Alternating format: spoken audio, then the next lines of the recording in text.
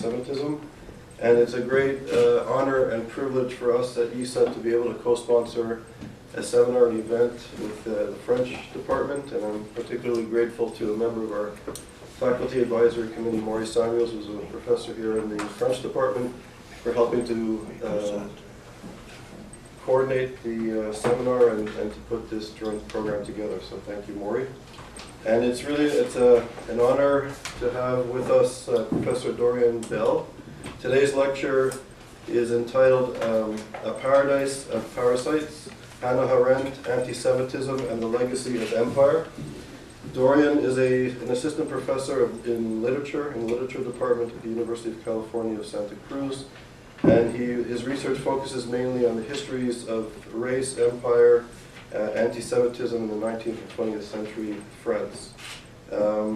He was a postdoc fellow at Stanford's Humanities Fellowship Program in the Department of French and Italian Studies at Stanford University. He did his doctorate at the University of Pennsylvania, and as well as a master's degree in comparative literature and literary theory also at the University of Pennsylvania, and he did his BA in comparative literature at Cornell University. He's widely written especially for a young scholar. He's written in journals from Modern Language Notes to the Romantic Review. He has an important book in progress, which is entitled Frontiers of Hate, Anti-Semitism and Empire in 19th Century France, which explores the articulations between anti-Semitism and imperialism, which has shaped the emergence of the European racial thought. So, without further ado, I welcome you to the book.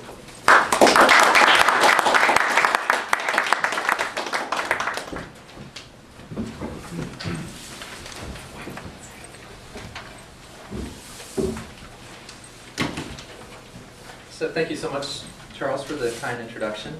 Let me thank YIISA as well for the invitation and the Department of French. This is a wonderful banner. The name requires a lot of cloth. I really relish having an opportunity to share my work with what I can already sense is a pretty multidisciplinary group. My own training, as Charles said, is in comparative literature, but in the project from which I'm drawing this talk, I've increasingly found myself working at the intersection of literature, history, political philosophy, Jewish studies. And as I navigate that intersection, it's helpful to kind of take this work on the road in front of an intellectually and methodologically diverse audience like this. So I'll really value any feedback I get. Let me just start with a bit of background. This piece is drawn from my book in progress, about which Charles talked a bit, and one of whose primary arguments is that the rise of empire in the late 19th century helped shape the development of modern French and European anti-Semitism in important ways. So just to give you an example, I look at the ways, or look at how the discovery by France and the French anti-Semites of North African Jewry in colonies like Algeria and Tunisia it became a real discursive boon to the modern anti-Semitism that was emerging at the same time in the metropole as a bona fide political and ideological force, complete with its own newspapers, political parties, and theoretical apparatus. So in the first part of my paper, and the shorter part of my paper, I'll be giving an example of this shaping of French anti-Semitism by the North African imperial encounter. In the rest of my paper, I'll be looking beyond the French example to reflect on some of the conceptual and methodological issues raised by this historical articulation between anti-Semitism and empire. The challenge and the opportunity of my project is that there aren't very many existing frames, theoretical and otherwise, within which to contemplate this articulation. Of course, the one big frame that does exist, and that's incontrovertible because it's the first, most sustained, and still most important reflection on the articulation between anti-Semitism and empire is, of course, Hannah Arendt's The Origins of Totalitarianism. So what I want to share with you today in the second and longer part of my paper is the work I've been doing on what I think are some of the conceptual pitfalls that have beset the recent scholarly reception of Arendt's ideas on Jews and empire, as well as to share with you some of the endemic tensions I've identified in Arendt's own thinking on this question, and that I think are pervasive enough to warrant changing how we read and how we think about the origins of totalitarianism. So with that prolegomenon out of the way, I'm going to dive right in.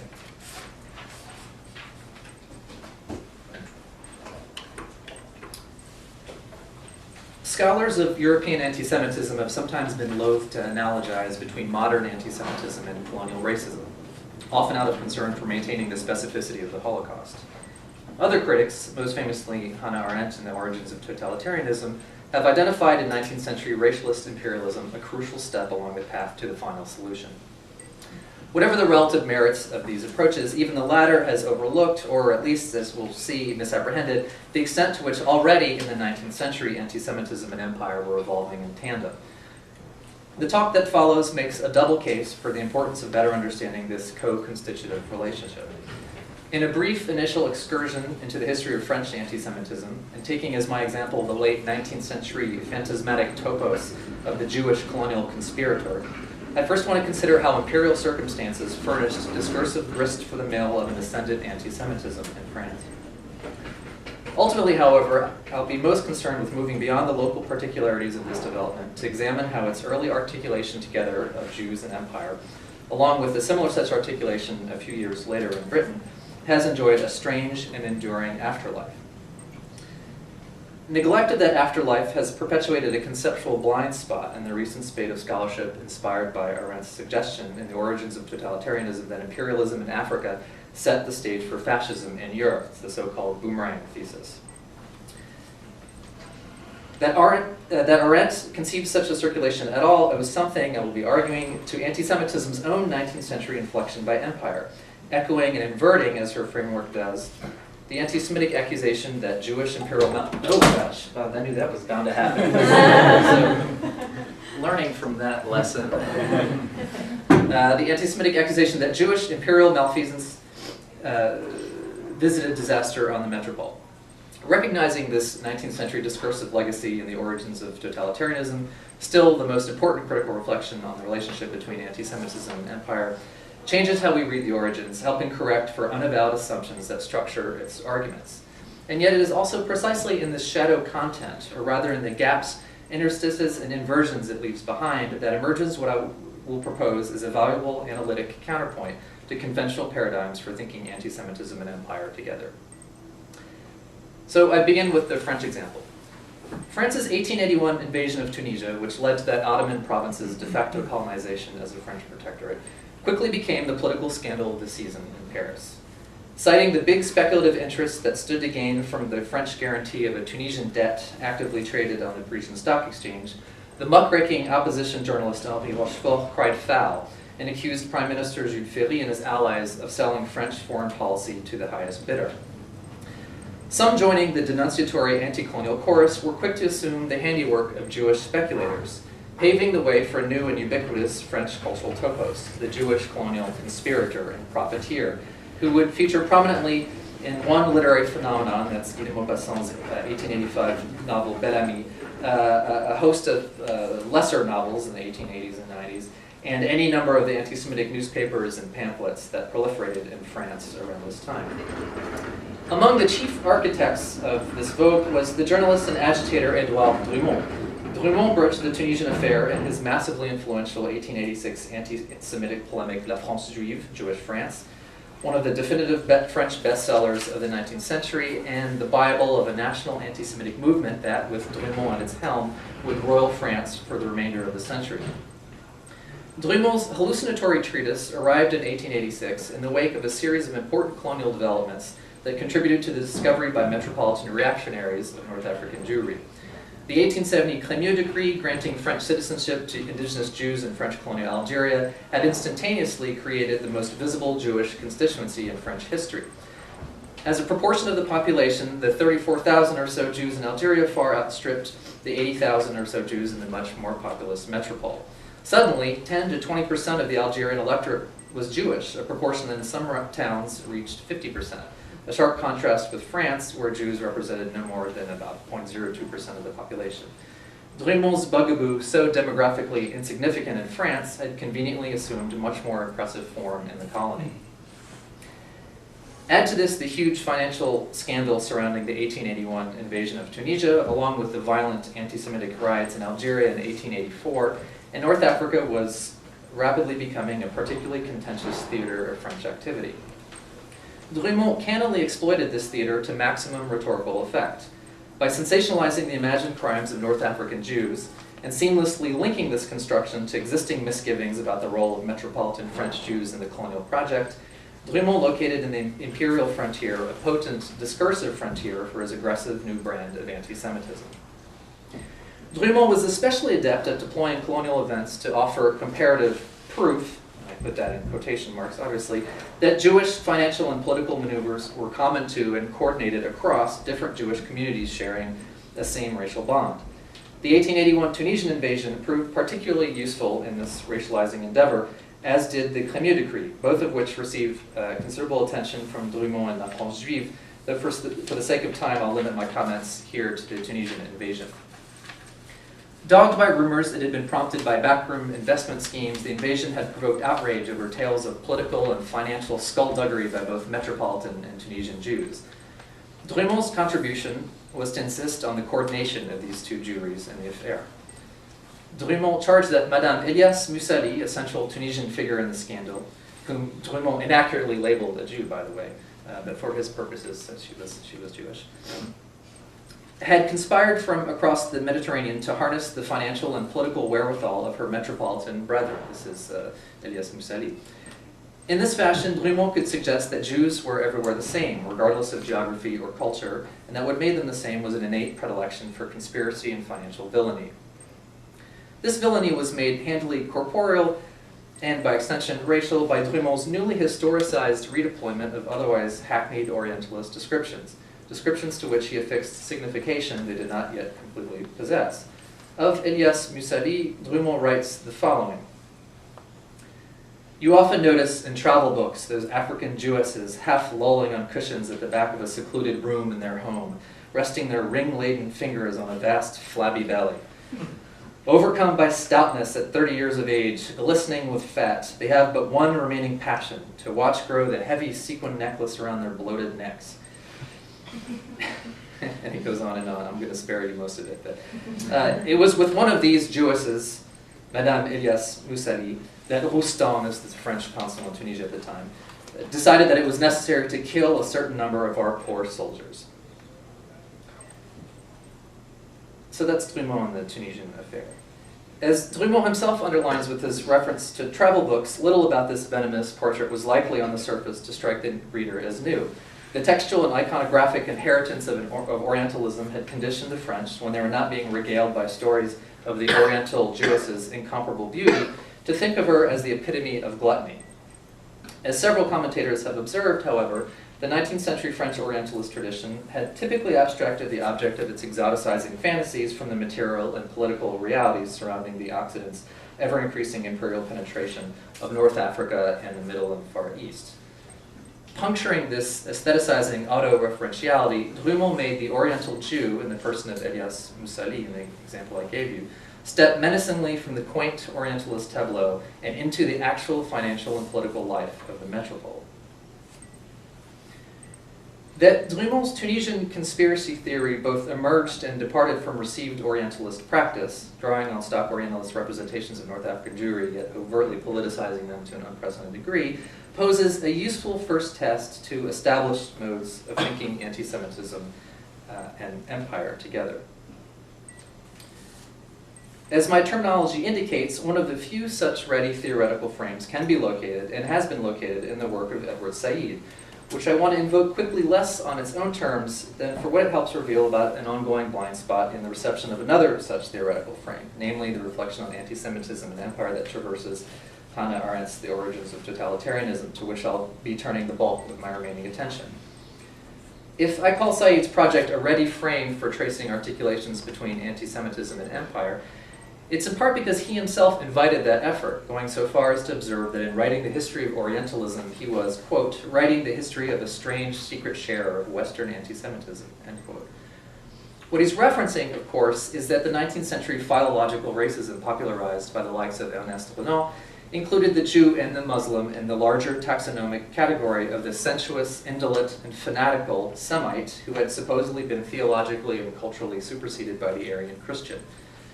Denunciations of Jews now could increasingly draw on the same wellspring of pseudo-scientific fictions that nourished orientalizing representations of Muslims, deployed in conjunction with and legitimation of imperial conquest. Jews, to be sure, did not control the overseas lands targeted for European domination in the 19th century, which helps account for why Said, concerned as he was with questions of colonial empire, limited himself to describing what he called the Islamic branch of Orientalism. Scholars have since begun sketching what might correspondingly be designated as Orientalism's Jewish branch, remaining within a Saidian paradigm to argue, notably in the case of 18th and 19th century Germany, that Orientalizing discourses about European Jews accompanied attempts to subject them to an inner European colonialism, as one scholar puts it, bearing an ideological kinship with colonial expansion further afield. Historical specifics aside, what I want to emphasize is the supposition underpinning most comparisons between internal and external colonialisms, or between discourses about Jews and Muslims. These schemas generally posit ways in which practices and discourses aimed at Jews and imperial subalterns shared a common basis. For Said, philological racism constituted one such basis, offering as it did a combined store of historical and cultural fallacies with which to tar Europe's internal Jewish enemy and external Muslim foe alike. Others have thought more longitudinally, for instance locating in Christianity's theological appropriation and expurgation of Judaism a proto-imperialist template for later patterns of colonial conquest and eradication. Either way, a basic logic remains, one that equates the Jew and the colonized as dual victims of the same insidious race thinking. I borrow the term race thinking from Arendt's The Origins of Totalitarianism. Arendt, too, subscribed to a genealogical logic according to which various 19th century racisms, and by this she means full-fledged ideologies like colonial racism, emerged from a European race thinking traceable to the Enlightenment and refined in the 19th century by thinkers like Arthur de Gobineau. When combined with different political exigencies, Arendt argues, this race thinking lent itself to various manifestations of focused racism. So, for instance, did colonial racism serve the requirements of empire, or anti-Semitism serve the requirements of political reactions fixated on the Jews. Various European racisms might function differently and target different groups, but they all proceeded from common epistemic ground. This genealogical demonstration by Arendt carries an unspoken and overlooked corollary critical to the rest of the origins of totalitarianism. And that's a mutual intelligibility between racisms, owing to their common epistemic source, that by implication made it easy for them to reinforce each other. Much has been made in recent years of the boomerang thesis developed by Arendt in The Origins, in which she suggests that a bureaucratically administered racism honed in the 19th and early 20th century imperial periphery rebounded onto the European continent and achieved its purest expression in the Nazi exterminationist project. Searching, as she wrote The Origins in the late 1940s to explain the totalitarian tragedy that had just engulfed Europe, Arendt seized, among other factors, on the European scramble for Africa in the late 19th century and the role she felt it had played in unleashing the hitherto latent potential for race thinking to destroy the European body politic. Commentators have long observed that Arendt remains vague about the actual mechanisms whereby imperial sins came home to roost, and that a central premise of her boomerang thesis, the destruction of the nation-state by imperialism, has difficulty withstanding scrutiny. Those intrigued by Arendt's argument have tried, with varying results, to locate tangible historical pathways through which imperial racism might have caromed back onto Europe. Indeed, this elaborating project has become a cornerstone of the burgeoning field of comparative genocide studies. But what has perhaps gone insufficiently recognized is that the genealogical dimension to Arendt's thought on racism meant that her boomerang thesis never required, for its explanatory thrust, the existence of especially concrete channels funneling bureaucratic imperial racism toward the continent.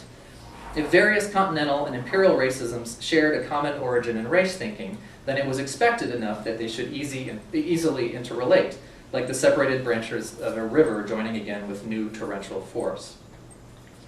So conceived, racisms did not need much to catalyze their interaction. Thus can Arendt propose, for example, that the mere example of the race society fashioned by the Boers in South Africa bolstered Nazi confidence in the principle of a master race. Arendt might have noted the imbrication of racist and expansionist German discourses about Central European Slavs and Jews and Central African blacks as far back as Kaiser Wilhelm. But she didn't need to, at least according to the parameters of her approach. Once the deep homology between racisms established, it became somewhat redundant to parse various causeways between phenomena that already, in their very essence, lent themselves to almost inevitable reciprocity.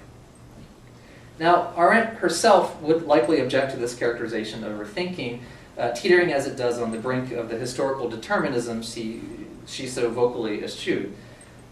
She made a special point to reject any linear, narrativizing account of totalitarianism as the inevitable last link in a chain of historical causalities. Responding to the political philosopher Eric Vogelin, who interpreted the origins as, quote, a gradual revelation of the essence of totalitarianism from its inchoate forms in the 18th century to the fully developed, end quote, Arendt countered that no such inchoate originary essence had ever existed. Her intention, she continued, had been to, quote, talk only of elements which eventually crystallized into totalitarianism, some of which are traceable to the 18th century, some perhaps even farther back. Arendt's point is that the crystallization of these elements into totalitarianism remained contingent, even if the individual elements themselves might possess genealogical precursors. But maintaining this distinction between the synchronic contingent figure of crystallization and the more diachronic determining figure of genealogy proved easier said than done. The Origins finds Arendt slipping between the two, and never more than in her disquisitions on race. For if imperial racism in Africa was for Arendt one of the elements that crystallized with continental imperial racism, such as what she called pan-Germanism, to produce totalitarian racism, this crystallization together of racisms was implicitly facilitated by the close genealogical kinship the various racisms already shared. So much so that, as I've already observed, Arendt hardly bothers looking for any actual discursive or material nuclei around which the crystallization might have proceeded. Crystallization, in other words, here swaps much of its contingency for the necessity of genealogy. Critics have certainly noted the tension throughout the Origins between what Sayla Ben-Habib calls Arendt's fragmentary historiography of crystallization and a more traditionally linear genealogical search for origins. Yet there is still more specific work to be done, I think, to recognize and account for the interwoven logics of contingency and genealogy in Arendt's thesis of boomeranging racism. One might begin by asking whether the recent and increasingly numerous efforts to give Arendt's thesis a sounder evidential basis, to follow up on Arendt's intuition, as a recent volume put it, may actually fall somewhat beside the point, at least insofar as that basis seems often to consist of identifying institutional or other pathways along which the boomerang ostensibly traveled from Africa to Europe. If, as Arendt implicitly allows, the crystallization of African and continental imperial racisms into totalitarian racism was expedited by their common parentage in a European race thinking, then the existence of identifiable causal pathways between the various racisms becomes less important than the far more diffuse attainment of a saturation point. Like a crystal forming spontaneously in a concentrated solution, totalitarian racism coalesced for Arendt after colonial empire massively injected the European zeitgeist with the applied possibilities of a race thinking that already suffused the continent. Charting the attainment of such a saturation point in anything but the vaguest terms represents a challenging goal indeed. But perhaps an even greater challenge to substantiating Arendt's boomerang thesis is that the heuristics of genealogy and contingency do more than just intersect. They also subtly interfere.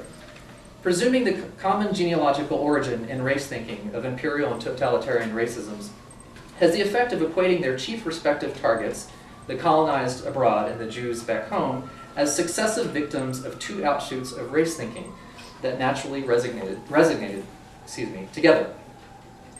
The notion is intuitive enough. Many an observer besides Arendt has similarly conceived the relationship between anti-Semitism and imperial racism as that of one racism chasing another, in the words of Marc Agenau, characterized by what another critic calls relations of mutual support, or even another critic calls interrelated inflections.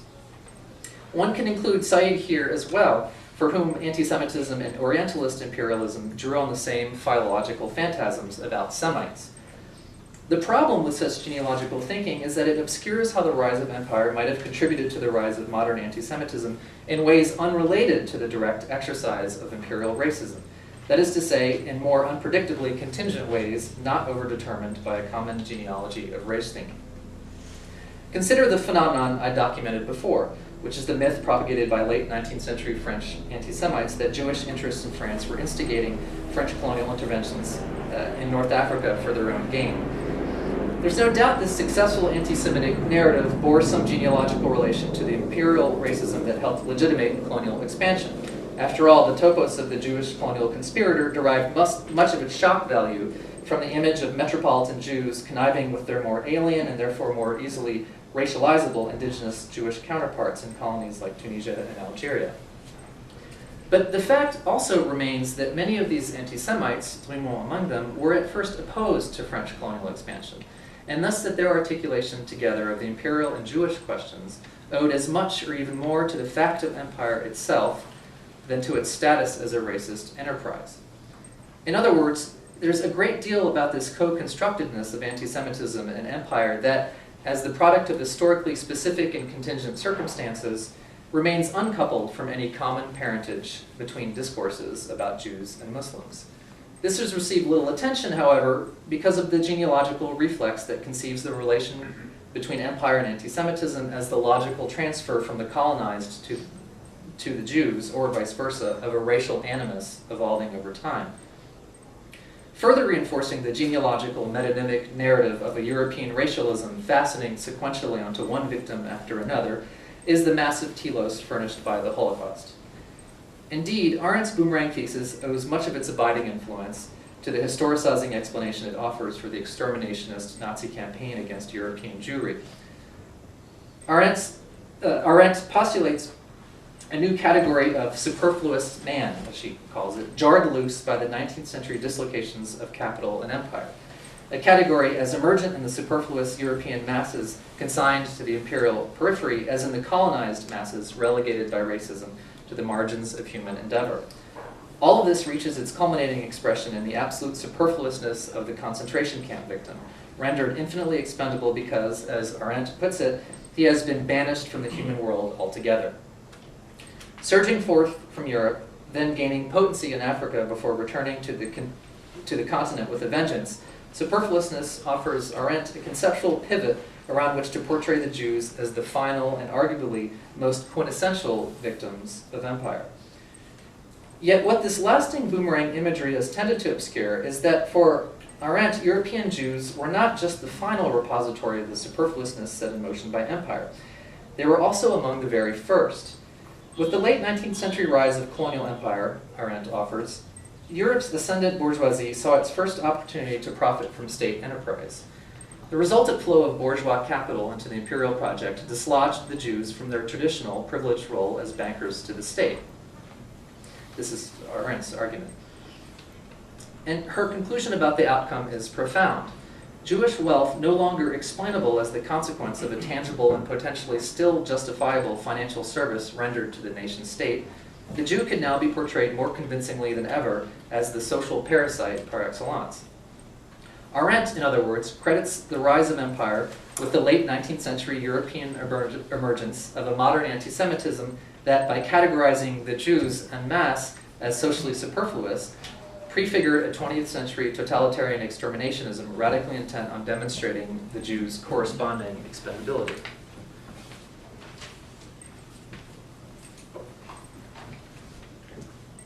In Arendt's account, then, empire twice renders the Jews superfluous. A first time when the bourgeois project of empire ended the long-time symbiosis between European nation-states and Jewish finance, and a second time when the concentration camps made Jews the final and most abject category of what she calls superfluous man, incarnated in Africa by colonizers and the colonized. The two processes are related, with the earlier attribution to the Jews of superfluousness setting the stage for a later attempt at eradication. But a fundamental difference also remains. Arendt's thesis of a bureaucratized colonial racism coming home to roost in the Holocaust groups Jews and the colonized on the receiving end of a single, if evolving, pattern of European racist domination. Her notion of a perceived Jewish superfluousness in the initial wake of the scramble for Africa, however, posits a more historically contingent relationship between anti-Semitism and empire. If the promise of overseas riches prompted bourgeois investors to displace the Jews as financiers to the state, this had little to do with imperial racism, at least as regards the Jews. The The same pretext for anti-Semitism would ostensibly have emerged had the bourgeoisie found any other reason to overcome its traditional disinterest in state-backed commerce, or had the Jews themselves simply decided to withhold their capital from governments. Next to Arendt's more readily visualizable narrative tracing a rebound onto Europe of imperial misdeeds, her comparatively abstract correlation of modern anti-Semitism with the diminishment of Jewish influence in the Age of Empire has generated less commentary. For one thing, it confounds the genealogical reflex that conceives European Jewry as a variety of the colonized. For another, it attends to the prehistory of the Holocaust, rather than the Holocaust itself, a peripherality compounded by the difficulty of connecting Nazi exterminationism to the modern anti-Semitism Arendt attributes to a scramble for Africa in which England and France played far greater roles than Germany. Yet Arendt's claim of a Jewish superfluousness born first of the imperial fact, and only later reinforced by boomeranging imperial racism, offers important insight not only into the actual historical articulation between anti-Semitism and empire, but also into what I will be arguing is her own problematic indebtedness to the late 19th and early 20th century discourses this articulation produced. I turn now to that indebtedness and to how Arendt's uneven efforts to transcend it structure and delimit her argument in critical ways.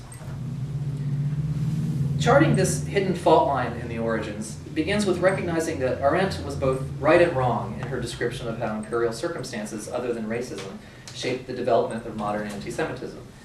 Right because modern anti-Semitism and empire indeed co-evolved in ways not always reducible to their shared basis in race thinking. Wrong because the historical record suggests that the rise of empire hardly led to the perception that Jews had lost their privileged relationship to the state and now only exhibited, as she puts it, a parasitic wealth without visible function. On the contrary, a series of rapid-fire, unpopular colonial adventures by France and England after 1870 emboldened many in those countries to argue that Jews were more shamelessly pulling the levers of state power than ever.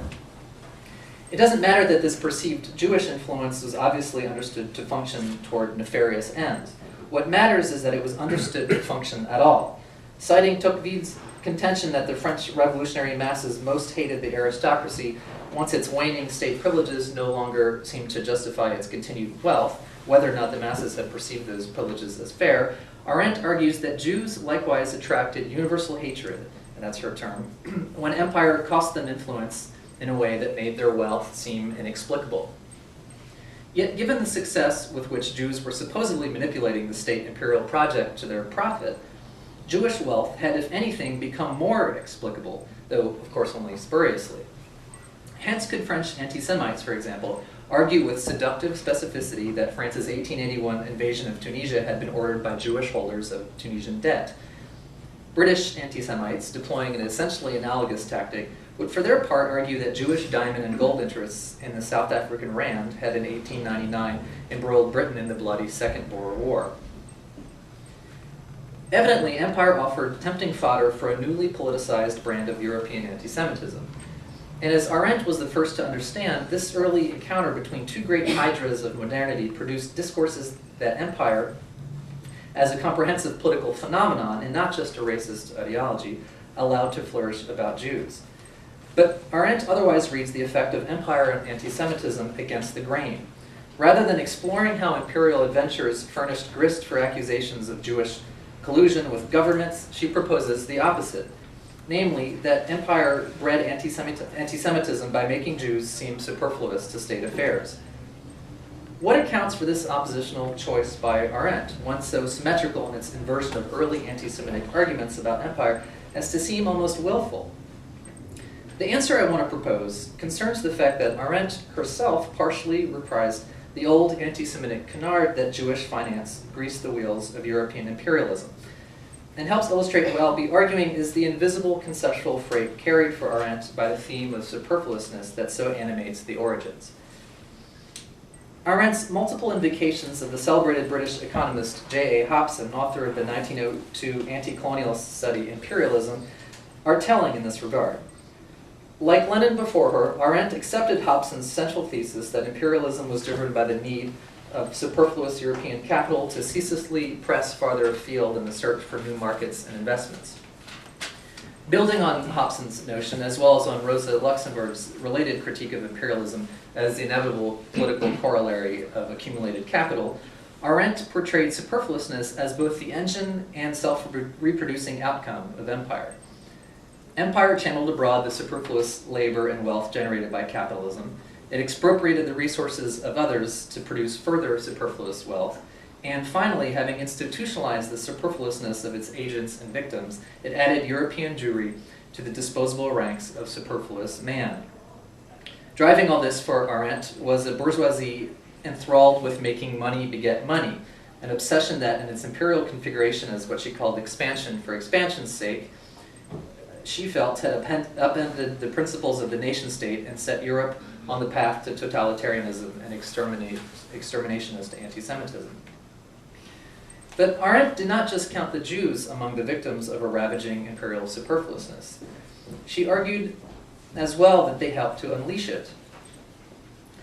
Arendt submits that it was European Jewish financiers who opened the channels of capital export to superfluous wealth by facilitating government investment abroad during the initial phase of imperialism in the 1870s and 80s. In support of her claim, she cites Hobson, whose early critiques of imperialism contained choice words about the Jewish role in colonial South Africa. Endorsing Hobson as, quote, very reliable in observation and very honest in analysis, unquote, Arendt reproduces at length a passage from a 1900 article Hobson penned whose tenor speaks for itself. Jewish financiers, Hobson reports, went to South Africa, and I'm quoting him here from, actually this is Arendt quoting him in The Origins. Jewish financiers went to South Africa, quote, for money, and those who came early and made most have commonly withdrawn their persons, leaving their economic fangs in the carcass of their prey. They fastened on the Rand as they were prepared to fasten upon any other spot upon the globe. Now that's Arendt happily quoting Hobson. In a passage of the article not cited by Arendt, Hobson labels these Jewish financiers the, quote, primary cause of the present trouble in South Africa, end quote, because they stood to gain economically from British imperial intervention. Economically from British imperial intervention. Hobson's impassioned book-length denunciation of the Second Boer War, it's called The War in South Africa, Its Causes and Effects from 1900, likewise features Jews prominently on the causes side of the ledger. To the question posed by one chapter title, For Whom Are We Fighting?, Hobson offers a familiar response.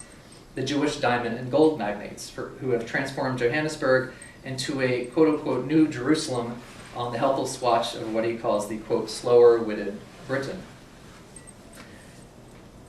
Arendt's queasy ventriloquizing of Hobson figures centrally in Bernard Wasserstein's controversial recent harangue against Arendt in the Times Literary Supplement, in which Wasserstein charges Arendt with having internalized the anti-Semitism of the authorities she cited.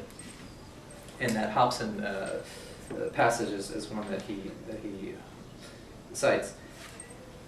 Though the evidence is new, the polemic is not, dating as it does to the furor that greeted Arendt's contentions in Eichmann and Jerusalem about Jewish cooperation with the Holocaust. Whatever complexities Arendt's use of Hobson might or might not indicate about her relationship to her own Jewishness, however, I find it more analytically productive to contemplate what it reveals about Arendt's argument in The Origins of Totalitarianism. And what it reveals, I think, is a thinker grappling intensely with her indebtedness to a certain epistemic paradigm. Shocking as it is for Arendt blithely to recycle Hobson's tale of vampirical Jews, or for that matter to borrow approvingly an account by Hobson's contemporary J.A. Froude of Jewish merchants in South Africa, quote, gathered like eagles over their prey. That's another one that she happily cites in The Origins. Arendt does this with calculated intent. Her praise for Hobson's supposed reliability is mostly designed to demonstrate that if in imperialism Hobson, and that's the Hobson book, Imperialism, Hobson no longer blamed the Jews for the Second Boer War, it was because he had since correctly and honestly recognized that, as she puts it, quote, their influence and role had been temporary and somewhat superficial, end quote. Arendt means to illustrate that despite an initial role as financial facilitators, Jews were eventually wholly supplanted in their imperial function by the bourgeoisie. Jews were, quote, only the representatives, not the owners of the superfluous capital, she writes. It follows that the Jews themselves were easily made superfluous by empire. something to which, as we have seen, Arendt attributes the rise of modern anti-Semitism. Notice here the inversion accomplished by Arendt. Hobson at one point considered Jews responsible for the imperial developments he decried, but Arendt takes Hobson's later silence on the matter as more than just evidence that Jews had not, in fact, played a determining role in South African affairs. Rather, she reverses the terms of the equation altogether. Whereas Hobson and others blamed Jewish influence for the rise of empire, Arendt locates in the rise of empire the beginning of a perilous Jewish irrelevance. In other words, Arendt maintains the old causal link between empire and the Jewish question, even if she reverses its polarity. Arendt is in many ways clearly writing against Hobson. She explicitly rebukes him for suggesting that the Rothschilds, the international Jewish banking family, and eternal bugaboo of anti-Semites pulled the strings of every European war. More subtly, her argument about the Jews' reluctance to translate economic influence in South Africa into political influence represents an implicit rebuttal to Hobson's own contention that Jewish businessmen had, in South Africa, made an exception to their usual disinterest in political matters. Yet, Arendt is also unmistakably writing within a long discursive tradition of linking the Jewish and imperial questions, a tradition shaped by anti-Semites who, beginning in the late 19th century, saw in the passions stirred by empire a chance to stoke hatred against Jews.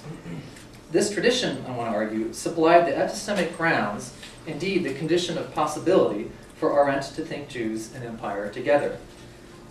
One finds it difficult to imagine that Arendt would otherwise have formulated so circumstantial an explanation for modern anti-Semitism as the relative non-participation by Jews in empire, given that the terms of her argument would seem inherently to militate against conceiving any relationship between Jews and empire in the first place. That her thesis so symmetrically inverts existing assumptions about Jews and empire only underscores her dependence on so improbable a conceptual forebear. Critics have sometimes charged, and rightfully I think, that Arendt's representation of black Africans in the origins doesn't always rise above the racialist imperialism she assails.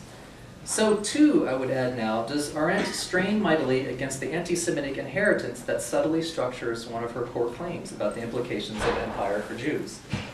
From this perspective, Arendt's unsettlingly approving reproduction of Hobson's anti-Semitic invective might be considered symptomatic, a stray artifact of her reliance on and only partial reconfiguration of an existing discourse. There is, of course, also the matter of Arendt's ever-contentious insistence on the Jewish portion of responsibility for anti-Semitism, which occasioned her somewhat perverse readiness to consider anti-Semitic sources reliable.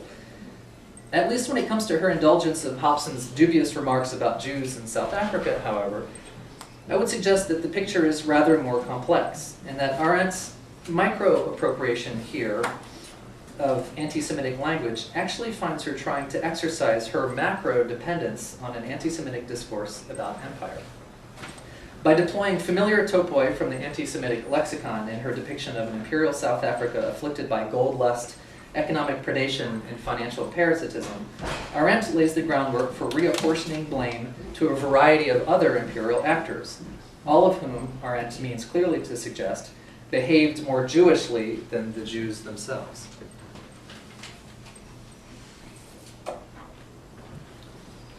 Thus, for instance, does Arendt memorably dub colonial South Africa the first paradise of parasites, because it channeled superfluous capital and labor into the ne plus ultra of bourgeois fantasies, directly transforming money into more money by literally mining it from the earth.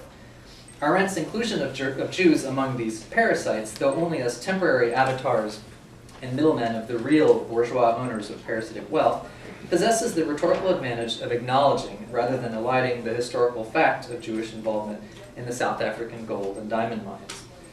But Arendt also willfully plays up the parasitism of these Jews, the better to transfer its stigma onto their bourgeois patrons, and to rehearse, by the same token, her own substitution of the bourgeois for the Jew in the old anti-Semitic narrative about empire that she has only partially recast.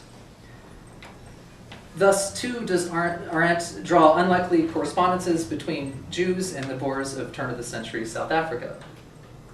Like the Jews, she remarks, the Boers, quote, firmly believed in themselves as the chosen people, end quote. And if the Boers were the most virulent in their anti-Semitism, it was because they identified in the Jews a competing claim to chosenness, as she puts it. Arendt's analogy foreshadows her later argument that supranational racist movements in Europe shared an affinity with and even patterned themselves after what she calls the rootlessness and tribalness of the Jews. Yet it serves as well, in the manner I've been describing, to offload onto others the structural role played by Jews in the anti-Semitic narrative about empire that Arendt inherits and reconfigures.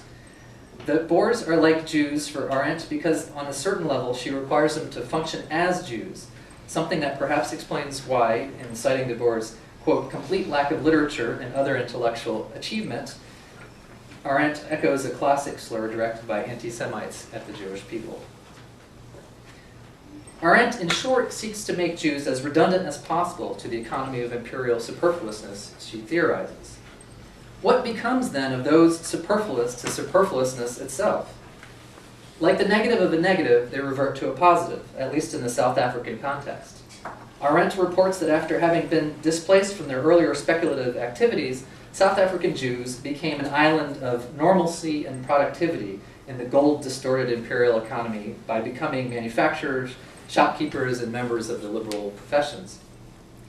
This only earned them more hatred from the Boers, Arendt adds, because they were now antithetical in their very productivity to the parasitic economy of superfluousness predicated on the racist spoliation of labor and mineral wealth.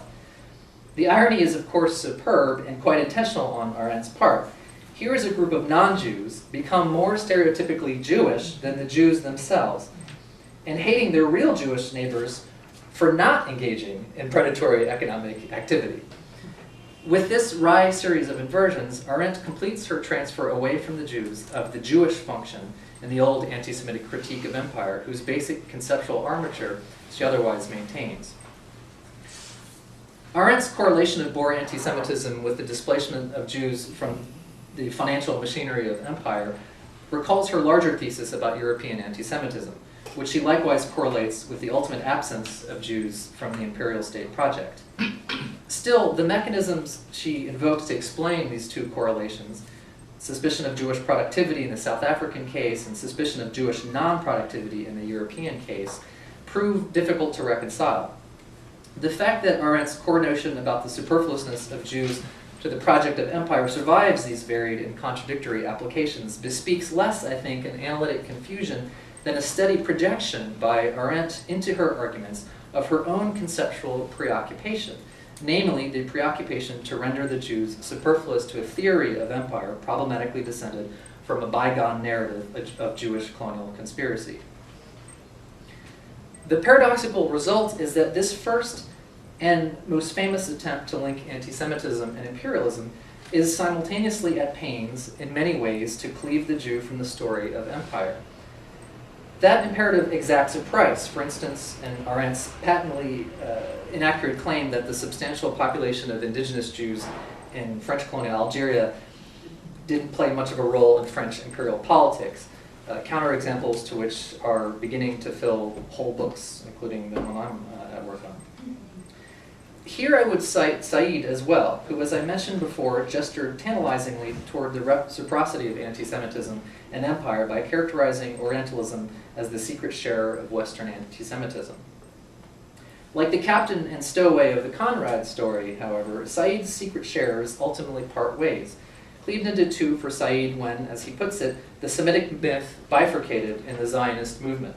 One Semite went the way of Orientalism, the other, the Arab, was forced to go the way of the Oriental.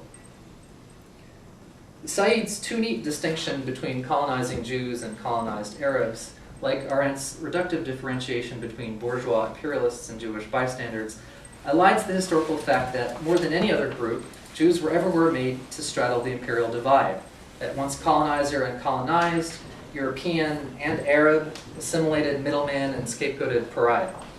The task at hand is better to appreciate how the complex dynamics of this oscillation inflected anti-Semitism in the era of empire. Thanks.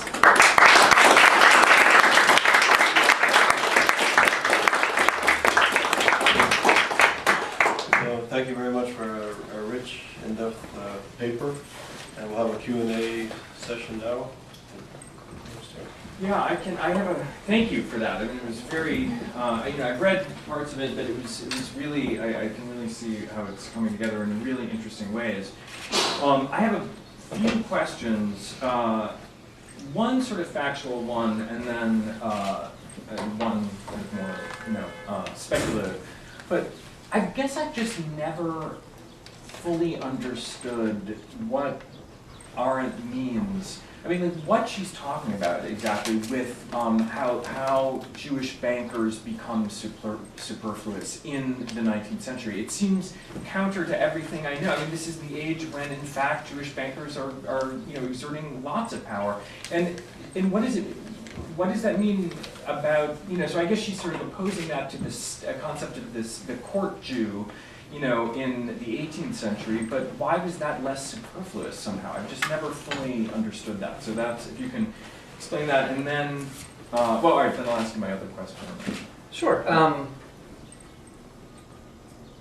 Well, I mean, the answer that I've given here is that she's wrong. So I agree, Okay. I agree with you in that respect. But the explanation for it is what I'm trying to get at here in this work. Which is that she inherits this linkage between Jews and empire from anti-Semites who were utterly convinced that Jews were more than ever in charge of governments, and particularly in France. And so my argument is that it's a psychically problematic inheritance that she's trying to work through. Right. And that I think accounts for a lot of these tensions in the origins. And one of the things I think it accounts for is this wholesale invention of the superfluousness of the Jews, starting in the late 19th century, which I think is in some ways more of a projection into her argument on her part of her own preoccupation with exercising this inheritance from her thinking, right? And so it's the fact that she needs to make Jews superfluous to this story of empire that she's inherited ends up manifesting itself kind of symptomatically in the argument itself as the superfluousness of the Jews. I mean, the kind of superfluousness that Maury's talking about here is the superfluous produced by empire itself that displaces Jewish financiers, the state, who traditionally had played this role, first of court Jews and then later of financiers, in favor of a rising bourgeoisie that for the first time is willing to take part in state commerce and the state practice of empire, and that leaves Jews without the same sort of identifiable role that they'd had before. But the historical evidence, and I mean, what I'm pointing to here is arguments mobilized by anti-Semites themselves, would seem to indicate that, if anything, this convinced people all the more that Jews were calling the shots. And this is one of the reasons that I argue that in this project that the rise of empire contributes to the rise of modern anti-Semitism, and certainly to its ideological elaboration. Okay. So that's the first question. Okay, second question is just if you wanted to elaborate a little bit on this idea of inner European colonization. You sort of raise that, but don't really come down on any side. I mean, do you think that we can talk about European Jews, as having been colonized in a sense by a kind of Western mentality? What would that imply? Arguments have been made, like I mentioned, particularly in the German context, where scholars have pointed to texts in which this thorny question of the Jewish question of Jewish emancipation, what to do with the Jews in Europe, is framed in terms of colonial expansion. Despite the fact that the Germans themselves are not really engaging in a whole lot of colonial expansion, other European powers were, and that furnished kind of a discursive template for thinking about the Jews. I think that's a reasonably convincing argument. You could point to a variety of other ways in other parts of Europe in which Europeans, when encountered with the otherness of imperial subalterns, drew on the paradigmatic example of otherness that they had experienced, which is that of the Jews. And so this it's probably not a coincidence that the Abbé Grégoire, who's a sort of major figure in the emancipation of French Jewry, starts off writing about Jews and then ends up spending a lot of time writing about the emancipation of the colonized. Yeah. So I mean, I think there's a fairly convincing genealogy there. Some of the linkages sort of remain to be worked out. Because it seems like in a very basic way, I mean, in the 19th century, Jews throughout Europe are told that their language is bad, that their customs are bad. The whole discourse of regeneration is not that different from the discourse of applied to colonized people. Yeah, I mean, you could make the argument that the civilizing mission is born in part at the end of the 18th century in the kinds of conversations that go on around the emancipation of Jewry. But at the same time, as your project is showing,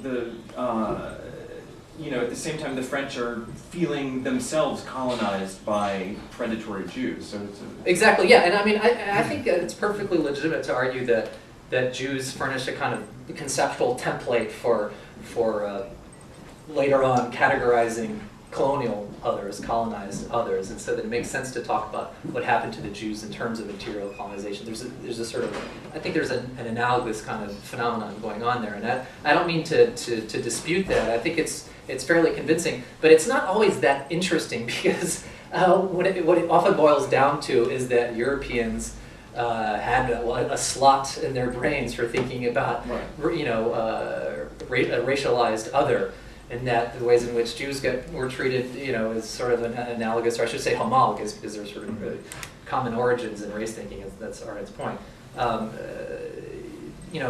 That sort of omits every other way in which the circumstances of empire, the fact of empire, produced all kinds of changes, many of which were taken up by anti-Semites in ways that didn't have much to do with race at all, at least not of the colonized. Anti-Semites were sometimes in writing about the colonies would not even mention the fact that there were colonized Muslims at all in Algeria and Tunisia. They were more interested in what British Jews or French Jews were doing to maneuver in Africa to leave France out in the cold versus the other colonial powers, for instance. So what I'm trying to do is just kind of open up a space for those more sort of synchronic contingent interrelations between these two major phenomena that are co-constructed, I think, in ways that go beyond just this received notion of related racializations. Since you mentioned Abbé Grégoire, I just wanted to, it's been occurring to me that using the word empire, France had two moments of empire, and there was the first empire, which was built on slavery, and that's what Abbé Grégoire was working to put an end to, and he's an absolutely key figure in this. And I just wanted to mention the fact that the Code Noir, the slave code of 1685, talks about the Jews, right? The Article 1 said, kicks the Jews out of the colonies. Now, how many people that affected in 1685, I've never seen any figures about. But I wonder, does Arendt touch on either the question of slavery or this first moment, if I can call it that, of empire, which is very different from everything that you mentioned, which dates from the late 19th century, the scramble for Africa, 1885, and so on. But I wonder if the specter, the shadow of slavery, comes in at all. Not really. She's more preoccupied with the second imperial moment, the high empire in the late 19th century, in part because it's there that she locates the kind of bureaucratizing apparatus that, according to her, would then rebound back onto the continent. And so far as she talks about earlier race thinking, she's tending more to do intellectual history. She's interested in what Gobineau had to say earlier in the 19th century, but she doesn't attend at all really to the French, the first French Empire. She does spend some time talking about slavery in the South African context, and so her argument is that the enslavement of black Africans by the Boers is productive of a certain dehumanization a certain kind of racism that she identifies with Nazi exterminationism. So she does spend some time talking about slavery, but not in the French context. In part because for Arendt, France is the paragon of the nation state that she so reveres, and so France in some ways gets off kind of easy in the origins, in the way that the British don't. She also doesn't associate this kind of gratuitous expansion for expansion's sake with the French, kind of inexplicably. I think it's pretty evident that kind of gratuitous political will detached from any real economic necessity is very much operative in the French context, certainly as much so as in the British context.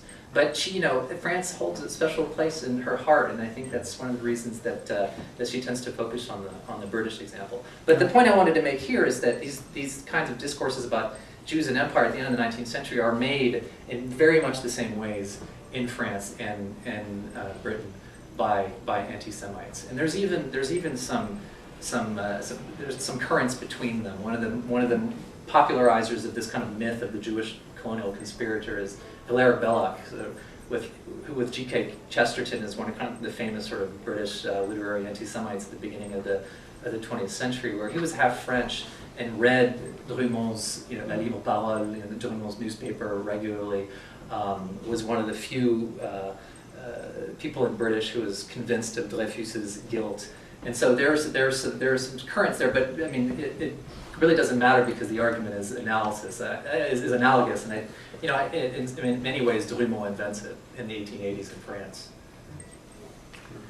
Of course, what you describe is truly awful, and anti-Semitism in all its forms is terrible, and yet it seems so much milder than what was inherited, say, from the Middle Ages, the deicide form of anti-Semitism, which was, gave a kind of almost metaphysical basis for the extermination of Jews. Can you comment on what seems to me the relative negotiability, mildness of this anti-Semitism as opposed to the anti-Semitism that might have been built into a Catholic theology? If all men are my brothers, then the one who is not my brother is not a man.